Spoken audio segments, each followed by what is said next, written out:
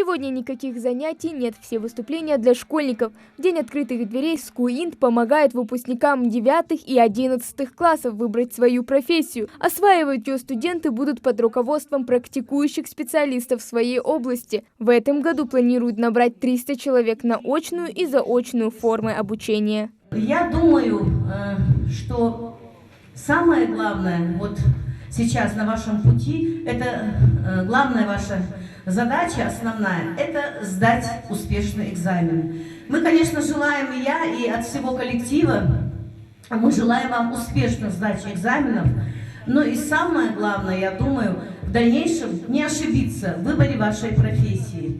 Узнать, что представляет из себя учебное заведение, приехали десятки потенциальных абитуриентов из различных школ региона. Профессиональные преподаватели трудятся, чтобы взрастить новое поколение квалифицированных кадров. После знакомства школьники отправляются на экскурсию. Абдулла Хашагульгов учится в 9 классе. Этот парень добавил в свой список фаворитов учебных заведений.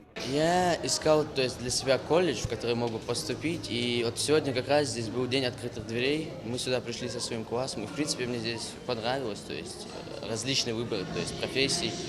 Я могу пойти на программиста, в принципе, это то, что я хотел. Вот, меня это заинтересовало. А твоим друзьям что понравилось? Мне кажется, некоторые хотят поступить на строителя, по-моему. Мне кажется, сюда пойдут тоже ребята. В принципе, всем колледж понравился. Я по получению аттестата своего, приду сюда для учения. Сунжанский колледж имеет государственную лицензию и квитанцию, компьютерные кабинеты, лаборатории, римские аудитории, спортивные залы и столовая с вкусной едой. Все кабинеты оснащены необходимой материально-технической базой. Сроки приема документов у нас будут с 20 июня и до конца августа. При наличии свободных мест прием продлевается на заочную форму до 25 ноября.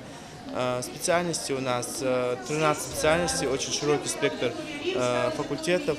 Это сестринское дело, фармация, стоматология, ортопедическое, преподавание начальных классов, земельно имущественные отношения, информационные системы и программирование, правоохранительная деятельность.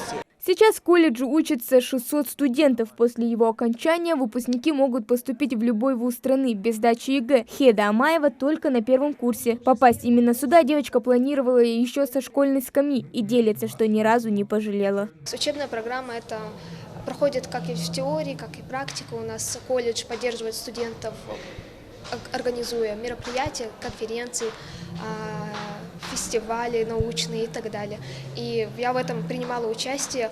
Это был большой опыт, мне очень понравилось и думаю, в дальнейшем тоже буду.